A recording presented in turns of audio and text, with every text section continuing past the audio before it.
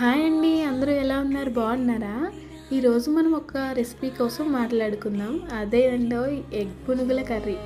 చాలా అంటే చాలా టేస్టీగా ఉంటుంది. ఆ నొరగ నాకు అలా రావడానికి చాలా టైం పట్టింది. మీరు ఒకవేళ అలా చేసుకోలేను అంటే మిక్సీకి వేసుకోండి. ప్రాసెస్ లేట్ అవ్వచ్చు, కానీ టేస్ట్ విషయంలో అసలు తగ్గేదే లేదన్నట్టు ఉంటుంది. అంత బాగుంటుంది మన రెసిపీ. అమ్మ చేసిన రెసిపీ కదా, అంత బాగుంటుంది. ఏ యూట్యూబ్లో కూడా లేదు ఈ రెసిపీ. అమ్మ నా కోసం స్వయంగా కనిపెట్టి చేసిన రెసిపీ అని చెప్పొచ్చు.